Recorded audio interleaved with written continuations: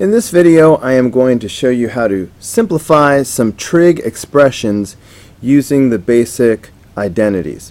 So we're going to be taking these expressions on the left, simplify them, and we will match them up with their simplified forms on the right. Now, before you attempt to do this, you need to make sure you have memorized everything that is on this screen. So I'm hoping that in previous units you've learned the definitions that are in the first two boxes here, things like the fact that tangent is sine over cosine and cotangent is the reciprocal of that, things like the fact that cosecant is 1 over sine, which is the reciprocal of sine, secant is the reciprocal of cosine, and of course cotangent is the reciprocal of tangent. Now, the things in the final box might be newer to you. The most important one is the main Pythagorean identity, sine squared theta plus cosine squared theta equals 1. That is the cornerstone of all of the identities. In fact, the second two trig identities can be easily derived from the first one by dividing by sine. Dividing everything by sine will give you the middle one. If you divide each term by cosine, it will give you the last one. But these are so useful that I don't want you to have to go through that mental step of dividing each time. I do want you to go ahead and just memorize each one of these as a fact. Now, there are a few other identities that will come from these that I want to mention right now. Don't forget about the difference of two squares. Remember how, for example, if you had x squared minus 9, that would factor easily as x plus 3 times x minus 3, right? Now, that would be the same thing if you had x squared minus 1. That would factor easily as x plus 1 times x minus 1. That would work just as well if you had 1 minus x squared, and that would factor as 1 plus x, 1 minus x. Now, I'm just reviewing that quickly because this is going to come up when you're dealing with these Pythagorean identities. Imagine that, for example, I subtracted cosine squared from both sides from this identity. Alright, imagine that I did this. Minus cosine squared theta minus cosine squared theta. That would give me sine squared theta is equal to 1 minus cosine squared theta. Okay, now this is the difference of two squares, just like when I had 1 minus x squared a minute ago. So this is going to give me a new identity. Sine squared theta is equal to, because I can factor this down as 1 plus cosine theta times 1 minus cosine theta. Alright, so there's a new identity. This will come up sometimes. And that would work the same way if I had subtracted sine instead of cosine. So in that case, I would have cosine squared theta is equal to 1 minus sine squared theta, and then that would factor as 1 plus sine squared theta times 1 minus sine squared theta. So there's a new identity, and this is going to come up. Wait, I didn't mean to make these squared. This would be 1 plus sine theta, 1 minus sine theta, not squared. Okay, now, but the same thing would happen. Imagine that I subtracted secant squared theta and tangent squared theta from both sides. In other words, imagine that I move the secant over here and I move the tangent over here. I swapped these. So that would give me 1 minus secant squared theta equals negative tangent theta. Basically, when I move each of these, they're going to change signs because I'm subtracting them. So that's why I got 1 minus secant squared theta. And when I move the tangent over to the right, it became negative tangent squared theta. But this on the left, again, is the difference of two squares.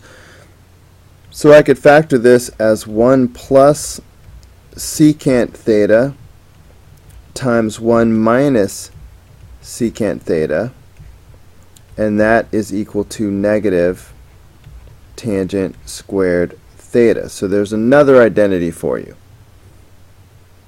Alright, and finally, it would be the same thing if I swapped these two.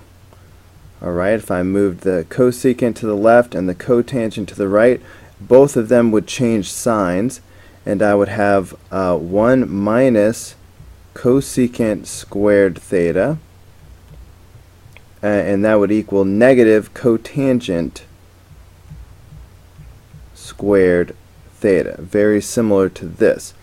But again, on the left-hand side, that gives me the difference of two squares. And this would factor as 1 plus cosecant theta times 1 minus cosecant theta. And that is going to equal negative cotangent squared theta. So there is another identity. So these difference of two square identities are going to show up from time to time. So anytime I see like 1 plus something or 1 minus something, I wonder if I can't turn it into one of these identities. Take a look at problem number 1. Often a good place to start is replacing whatever you see with sines and cosines. So, for example, we know that tangent is sine over cosine. So I can replace tangent theta with sine theta over cosine theta. And then cosecant, on the other hand, is the reciprocal of the sine function. So this would be 1 over sine theta. And but then I notice that sine theta will cancel out. So that's going to leave me with 1 over cosine theta. But I know that 1 over cosine theta is the same thing as secant theta. Okay, so that means this original expression simplifies down to secant theta. So now to play this little game up here, I could look and see where secant theta is, and that is option C, and I will just draw a line connecting those. Boom. In the end, the letters that have not been canceled out should form a word. Alright, taking a look at number 2. Again, I'm going to rewrite cosecant theta as 1 over sine theta. Alright, because those are the same by definition. So that's cosecant theta, and now here comes my sine theta is still sitting there, minus sine squared theta. Now these will cancel out. Alright, sine theta over sine theta, and but that's going to leave 1. There's still a 1 there. Anything divided by itself is 1 anyway. So what we have is 1 minus sine squared theta. Now this looks familiar as part of my Pythagorean identity. Okay, so if I were to rewrite this, look at this version. 1 minus sine squared theta. Alright, that's the version where we subtracted sine squared theta from both sides. Well, that's equal to cosine squared theta. Okay, so this could be simplified further as cosine squared theta. Alright, so that is the simplified answer for number 2.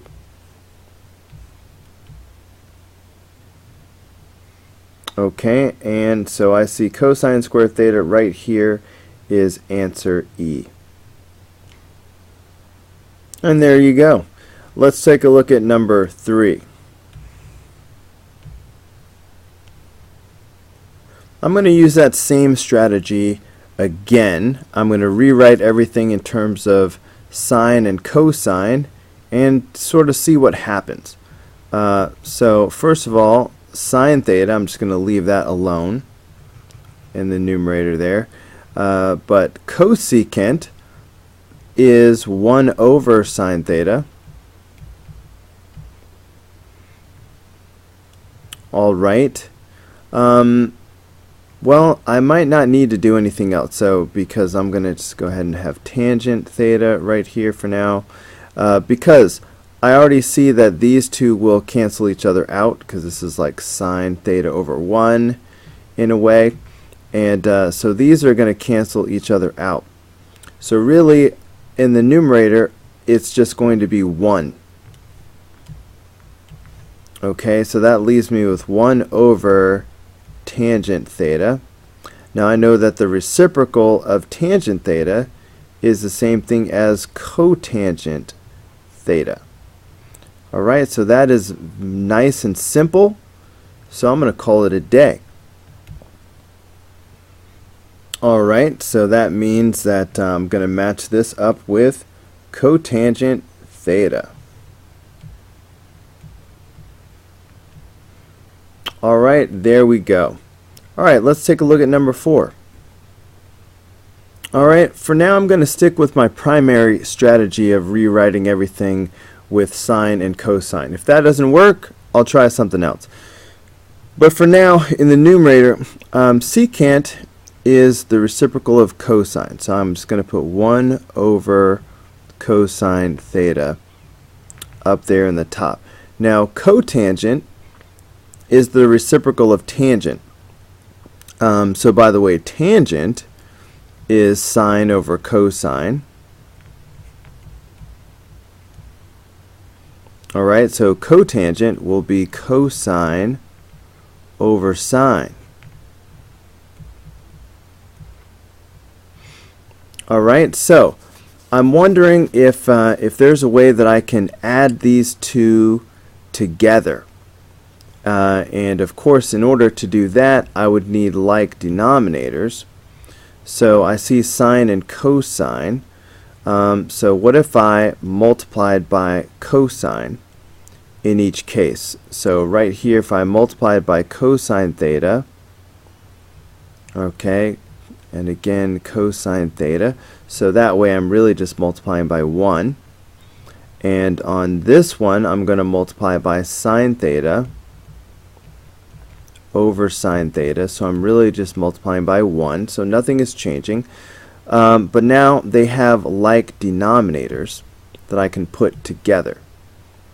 Okay, so now up in my numerator, I still have 1 over cosine theta. That hasn't changed. But down here, I'm combining these into 1. So in my denominator, I have sine theta, cosine theta.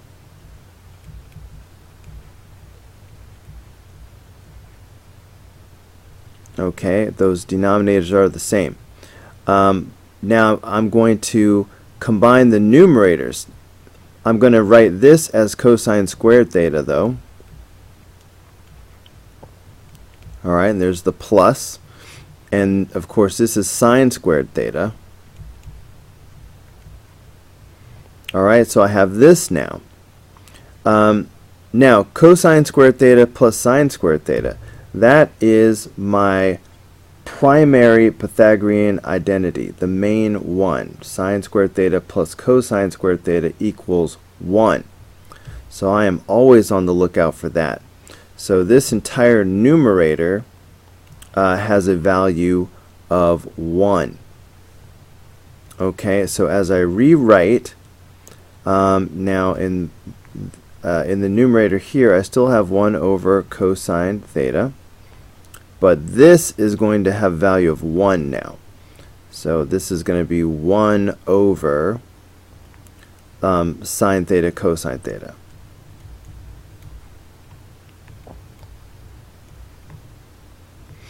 Okay, now when you divide a fraction divided by a fraction, that's the same thing as multiplying by the reciprocal. So this would be the same thing as 1 over cosine theta times, now I'm multiplying by the reciprocal, so this would be sine theta cosine theta over 1. Now in this form I can see that this cosine theta in the denominator is going to cancel out the cosine theta in the numerator. So other than these 1's, which aren't going to change anything, all I have left is sine theta. And you can't get any simpler than that. So number 4 simplifies down to sine theta. And that matches up nicely with B. Alright, let's move on to number 5. Aw shucks, number 5 looks different. I have 1 minus cosine theta times 1 plus cosine theta. Now this reminds me of something that I mentioned in the intro. 1 minus cosine theta, 1 plus cosine theta, that is the difference of two squares happening. Alright, so we talked about that. That's going to equal sine squared theta, as I showed you right here. Okay, so let me just look at it one more time. Yeah, 1 minus cosine theta, 1 plus cosine theta, that's equal to 1 minus cosine squared theta. If I multiplied this out, that's what it would be. And that's just another form of the Pythagorean identity, the form where this side is equal to sine squared theta.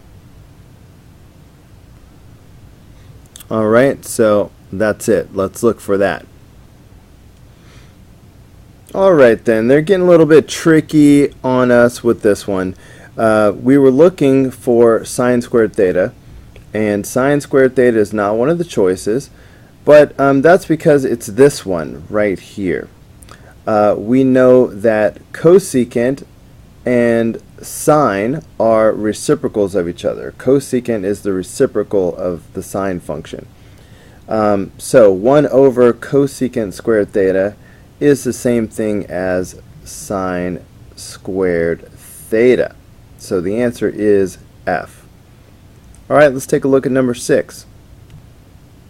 Alright, for this one I think I will stick with my primary strategy of writing everything in terms of sine and cosine and seeing what happens. So cosecant theta, I know that cosecant is the reciprocal of the sine function, so I will rewrite this as 1 over sine theta. Cotangent, that is cosine over sine, so cosine over sine theta. Now I'm noticing that these have like denominators, so there's no reason why I can't add these two fractions together. That will give me 1 minus cosine theta over sine theta, or I'll just keep that common denominator. Now normally I wouldn't think of this as being fully simplified, but in this little game that we're playing, I'm looking at the options and I'm noticing that 1 minus cosine theta over sine theta is in fact one of the options. So that is going to be the answer for number 6. In fact, I'm keeping my eyes open as I do these last couple ones.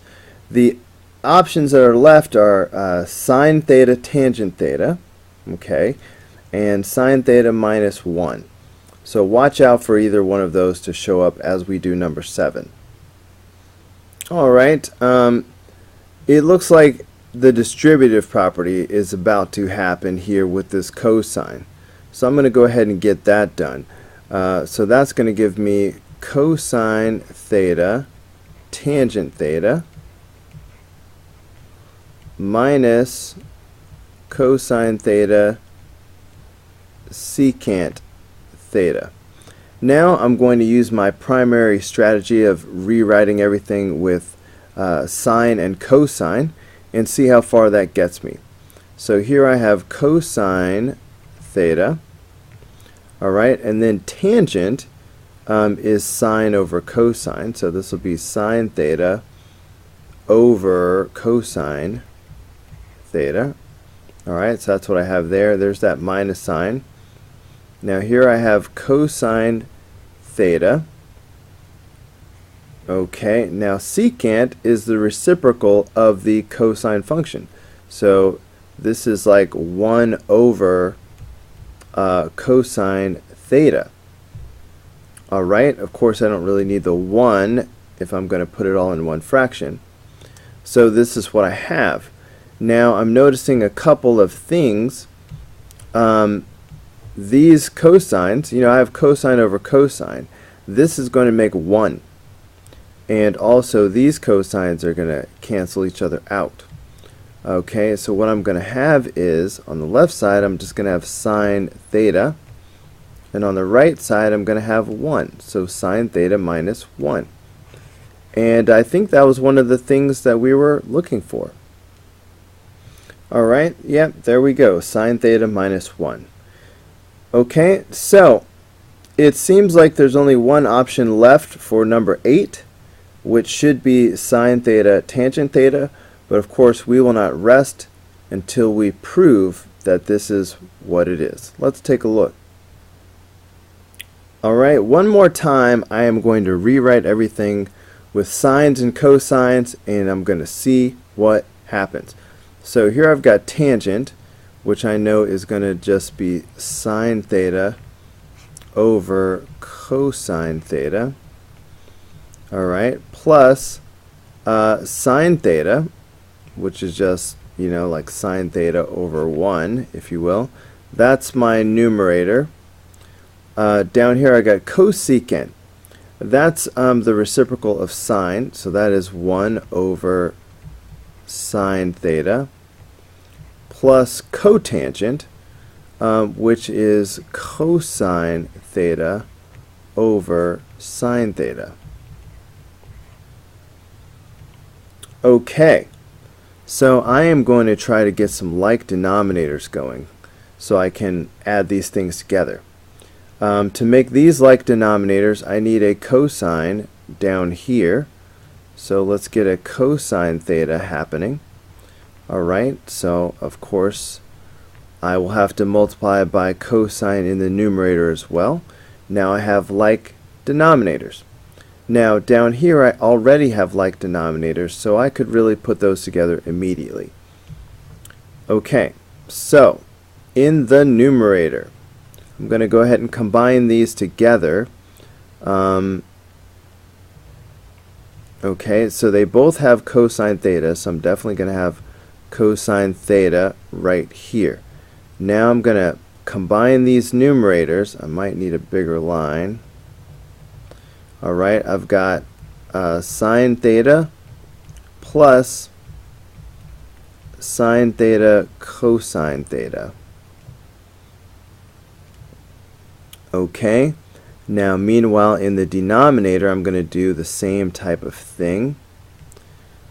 Okay, so here I've got a common denominator of sine theta, so I'm definitely going to keep that.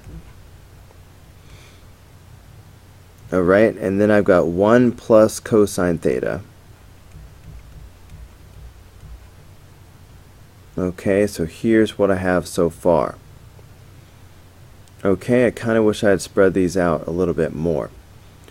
Okay, so remember, this was sort of the first version, and then here I have the new version of the same thing. Alright, I think I'm going to carry this over like this.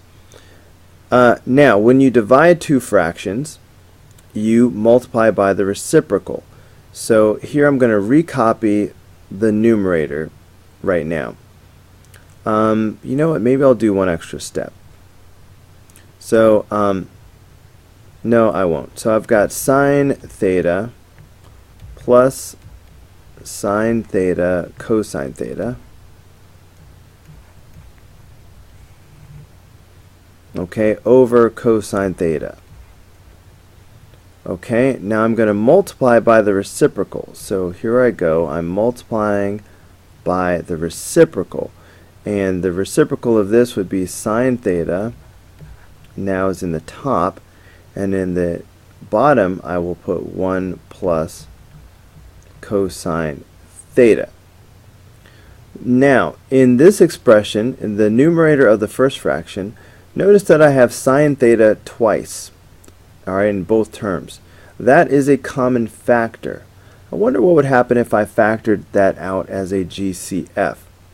Okay, so I'm going to take that sine theta and I'm going to put it out front.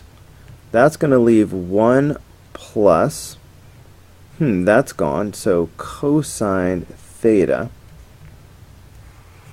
Alright, I've still got over cosine theta, and the rest of it times sine theta over 1 plus cosine theta. Do you see anything interesting? 1 plus cosine theta in the numerator and 1 plus cosine theta in the denominator. What do you think I'm going to do with that? Those will cancel each other out. So that is going to leave me with sine theta. Well, you know what, let me write it this way. So just rewriting exactly what I had, but without the 1 plus cosine theta, then I have sine theta over cosine theta times sine theta. Now I could have written this as sine squared theta over cosine theta, or I could write this as tangent theta sine theta, because sine over cosine is tangent. Now I've chosen to write it this way because I seem to remember that that was the answer that we were looking for. And sure enough, there it is, sine theta, tangent theta. So we have successfully simplified and matched all our expressions, the ones on the left with the ones on the right. Now for this game, we should have revealed a special message if you look at the letters that were not crossed out. So what do we have? F, A, B, U, L, O, U, S. Well, isn't that fabulous?